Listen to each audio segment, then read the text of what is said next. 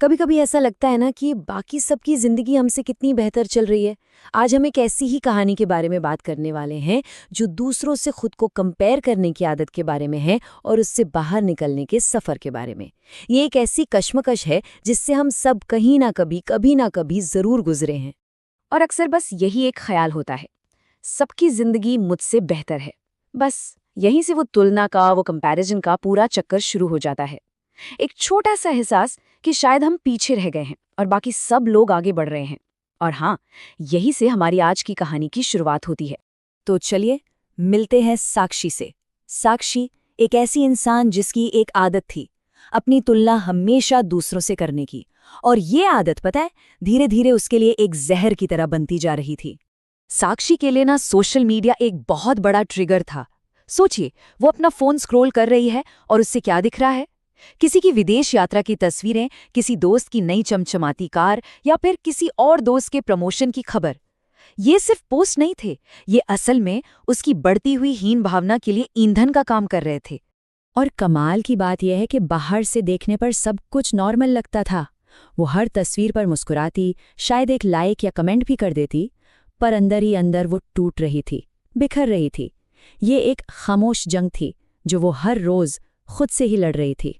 और जब लगातार ऐसा होता है ना, तो सबसे पहली चोट पड़ती है आत्मविश्वास पर। जो विश्वास उसे खुद पर था, वो धीरे धीरे कम होने लगा, ठीक वैसे ही जैसे मुट्ठी से रेत फिसल जाती है। मतलब हालात ये हो गए थे कि इस तुलना ने उसे सिर्फ दुखी नहीं किया, बल्कि उसकी अपनी कामयाबियों से मिलने वाली खुशी भी छीन ली थी। उसकी छोटी छोटी जीतें, जिन पर उसे कभी गर्व होता था, अब दूसरों की बड़ी बड़ी उपलब्धियों के सामने बहुत मामूली और बेमतलब लगने लगी थीं। लेकिन फिर एक दिन कुछ बदला। साक्षी की दादी ने उसकी उदासी को भांप लिया और वही एक पल उसकी कहानी में एक बहुत बड़ा मोड़ लेकर आया। अपनी दादी के साथ एक शांत दोपहर में आखिरकार साक्षी के दिल की बात जुबान पर आ ही गई। उसने मान लिया कि उसे लगता है कि हर कोई उससे आगे निकल गया है और वो अकेली पीछे छूट गई है। यही उसके सारे दर्द की असली जड़ थी।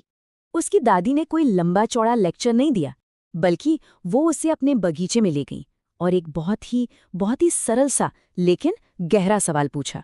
उन्होंने फूलों की तरफ इशारा करते हुए पूछा, एक बात बता, क्या गुलाब कभी सूरजमुखी से जलता है? साक्षी का जवाब फौरन आया, नहीं।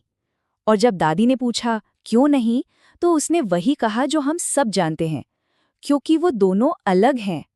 और बस इसी छोटे से जवाब में ही पूरे सबक की चाबी छुपी हुई थी। और यहीं पर दादी ने उसे वो बात समझाई जिसने सब कुछ बदल दिया। उन्होंने कहा, तो फिर तू क्यों खुद को दूसरों से तोलती है? जैसे हर फूल अलग है, वैसे ही हर इंसान का समय और सफर भी तो अलग होता है। बस यही वो सोच थी जिसने साक्षी का नजरिया बदलना शुरू कर दिया। उस एक छोटी सी बातचीत ने साक्षी को एक बड़ा फैसला लेने की हिम्मत दी। उसने तय कर लिया कि अब वो दूसरों पर नहीं, बल्कि सिर्फ और सिर्फ खुद पर ध्यान देगी। तो उसने किया क्या? उसने कुछ बहुत ही प्रैक्टिकल कदम उठाए। पहला, सोशल मीडिया का इस्तेमाल बहुत कम कर दिया। दूसरा, जो समय बचा उसे खुद को बेहतर बनाने में लगाया। तीसरा, अपनी छोटी से छोटी प्रोग्रेस को भी एक डायरी में लिखना शुरू किया। और चौथा और सबसे जरूरी, अपनी हर छोटी जीत का जश्न मनाना शुरू किया। और इस नई सोच का, इन नई आदतों का असर दिखने में ज्यादा वक्त नहीं लगा। कुछ ही महीनों में चीजें बदलने लगी थी।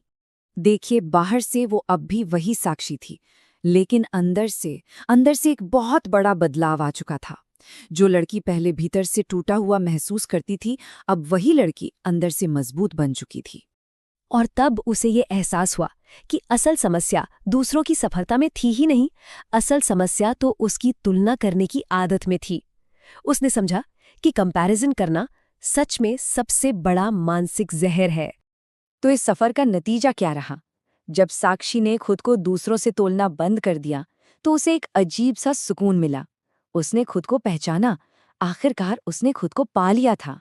तो इस पूरी कहानी से हमें क्या सीख मिलती है? पहली और सबसे जरूरी बात तो ये है कि अगर तुलना करनी ही है, तो अपनी तुलना सिर्फ अपने बीते हुए कल से करें, किसी और से नहीं। असली तरक्की तो यही होती है ना?